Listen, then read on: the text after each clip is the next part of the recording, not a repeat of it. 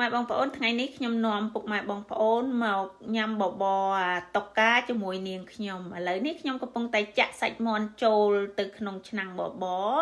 បន្ទាប់មកទៀតហ្នឹងខ្ញុំគៀបង្គាចាចូលមកក្នុងឆ្នាំងបបរដូចគ្នាហើយប៉ៅហ៊ឺចាហើយប្រហិតចុងក្រោយគេនេះហើយនឹងឆ្អឹងភ្លៅមាន់ហ្នឹងណាប៉ុន្តែប្តីរបស់ខ្ញុំហ្នឹងគាត់មិនចង់ដាក់ឆ្អឹងភ្លៅមាន់ហ្នឹងចូលទេប៉ុន្តែខ្ញុំចេះតែបង្ខំឲ្យដាក់ចូលដើម្បីឲ្យមានជាតិណាបងប្អូននេះហើយជាបបរតុកការបស់នាងខ្ញុំប្រចាំតកូលរបស់ខ្ញុំណាចាសាច់មាន4មុខមានបង្គាមានប្រហិតមានសាច់មាន់ហើយប៉ៅហ៊ឺណាបងប្អូនយកមកពីអូស្ត្រាលីឥឡូវនេះបបររបស់ខ្ញុំពុះហើយខ្ញុំចាប់ផ្ដើមដាក់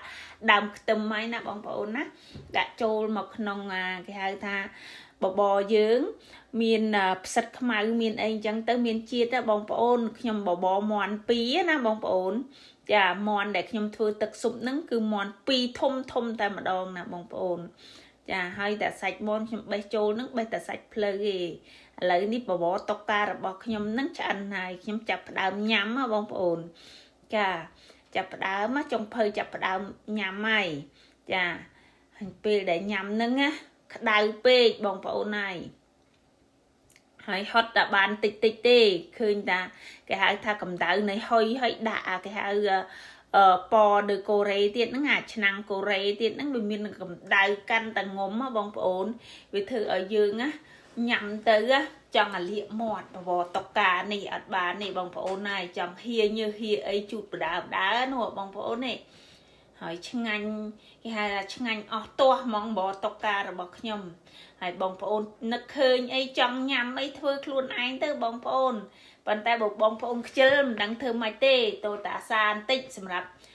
គេហៅថាអាហារនៅក្នុងប្រចាំគ្រួសាររបស់យើងទាល់តែយើងឧស្សាហ៍ណាបងប្អូន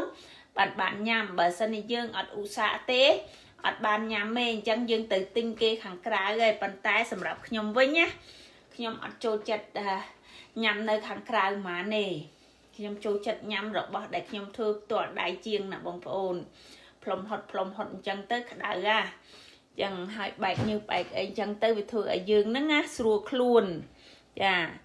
ហើយស្រួលខ្លួននៅក្នុងគេហៅថាសុខភាពល្អអញ្ចឹងណា